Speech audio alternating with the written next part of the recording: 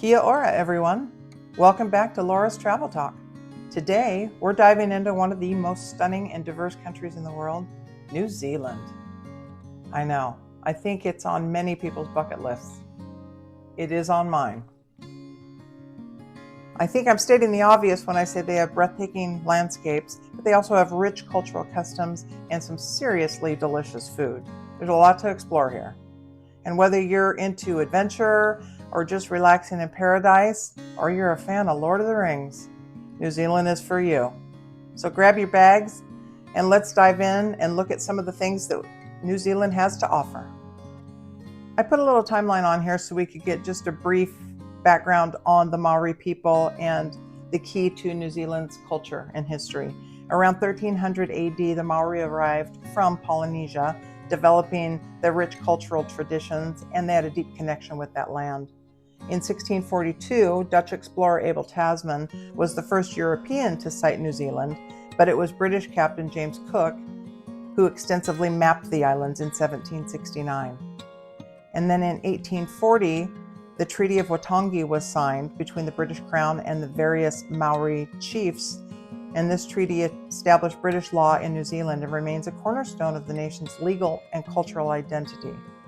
And then in the late 19th and early 20th centuries, European settlers started establishing farms, cities, and industries, which led to the significant land disputes with the Maori. And then in 1947, the country became fully independent. And today, New Zealand is known for its progressive stance on social issues and its strong commitment to environmental conservation.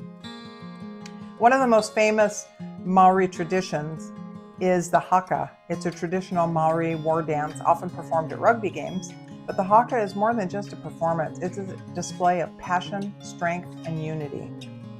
Then another important value in Maori culture is the manakitanga, which is all about hospitality and showing respect to others. When you visit, you'll notice how welcoming and warm New Zealanders are. It's a core part of their way of life. And then there's the hongi greeting. If you're lucky enough to attend a formal Maori ceremony, you might experience the hongi, a traditional greeting where two people press their noses together or their foreheads, and it symbolizes the sharing of breath or the life force.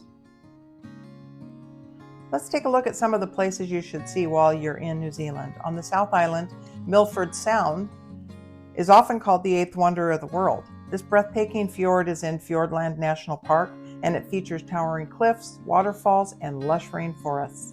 And the best way to see it is really on one of the boat cruises or kayaking, so you can capture the full beauty of the landscape. And they offer day cruises or overnight cruises or a couple day cruises. And then I put the map on there, and just a couple of the high points are Lady Bowen Falls, are named for the wife of the first governor of New Zealand. The Mitre Peak is named, it's 5,555 feet high, and it's named for a bishop's mitre, the hat that they wear. And then there's Fairy Falls, Bridal Falls, Sterling Falls. I mean, they're all just gorgeous. And then Seal Rock there, because most of the coastline in the Sound is made of sheer vertical cliffs. The seals like to climb up on these rocks over there because it's the only place where they can just lay out and enjoy the sun. Next up is Tongarironationalpark on the North Island. This is home to the famous Tongariro Alpine Crossing, which is a challenging but stunning hike across volcanic terrain. It's also the site of Mount Negaruho, known as Mount Doom in the Lord of the Rings films. This park is the oldest national park in New Zealand, and it's also an UNESCO World Heritage area, but it's got some stunning geography there. And I look at those little bluish green pools of water, and this place looks just like Yellowstone National Park in America. Next, let's take a look at Rotorua on the North Island. It's known for its geothermal activity. Rotorua is filled with geysers and hot springs and bubbling mud pools. And you can see it's just gorgeous there. That lake is pristine.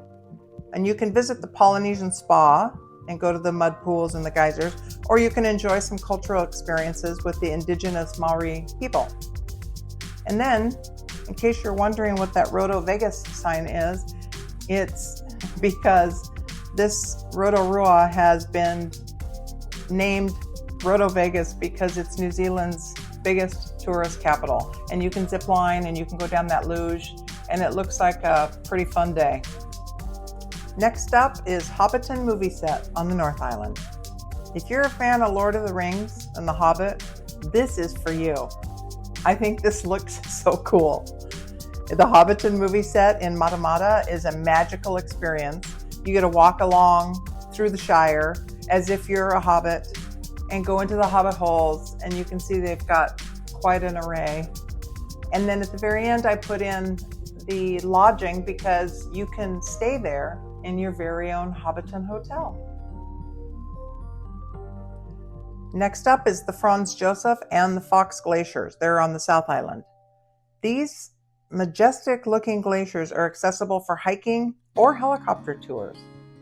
You can go experience the unique landscape of ice fields and rainforests in close proximity, and then walk through, my gosh, look at those people through those frozen glaciers. This is a little scary to me, but it is absolutely breathtaking. So I hope you get the chance to enjoy that one. Okay, next up, put on your seatbelts for this one because this is something that is very unique. It's the Waitomo Caves on the North Island. Waitomo means water enter.